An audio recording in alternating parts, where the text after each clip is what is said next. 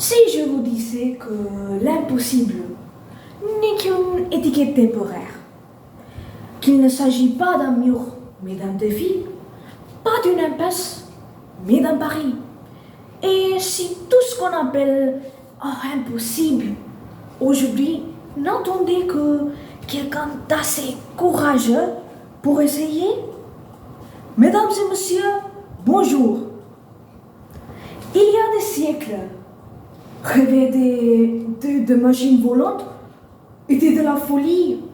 Parler à quelqu'un de l'autre côté du monde en temps réel, absurde. Une société où toutes les races, toutes les origines et tous les genres partagent les mêmes droits. Une utopie. Et pourtant, nous voici.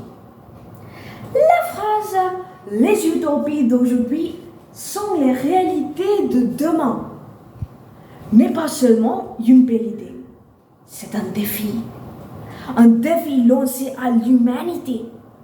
Celui de oser, d'imaginer et surtout de croire. Mais pourquoi on rêve? Parce qu'on ne se contente pas du monde tel qu'il est.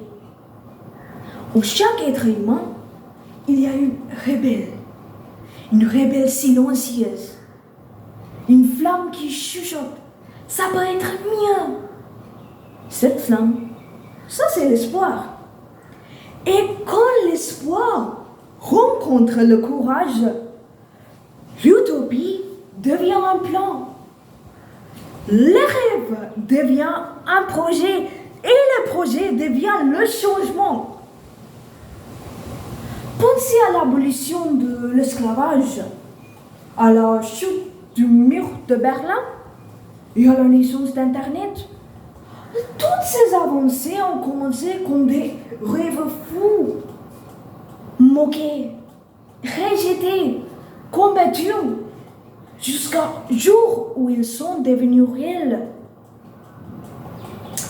Bien sûr, tous les rêves ne se réalisent pas, mais chaque réalité qui vaut la peine d'être vécue a d'abord été un rêve. C'est là toute la magie. Parce que le rêve, c'est pas une chute, c'est une force. Mais rêver ne suffit pas. La différence entre un rêveur et un visionnaire, ça c'est l'action. Les utopies ne tombent pas du ciel, elles se construisent pas à pas, sûres par ceux qui ne verront jamais le résultat final.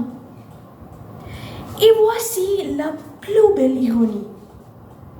Parfois, on bâtit des utopies, non pas parce qu'on croit les atteindre, parce qu'on croit que d'autres les atteindront. Donc oui, je crois en la transformation des rêves. Je crois en cette âme humaine qui lutte non pas simplement pour survivre, mais pour s'élever. Car c'est ça, la vraie liberté. Pas seulement vivre, mais imaginer, créer et changer le cours de l'histoire.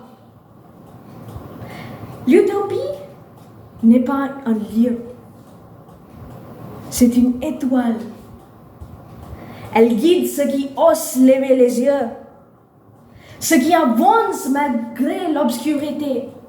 Et peut-être qu'un jour, en marchant ensemble, ce qu'on appelait impossible deviendra tout simplement réel.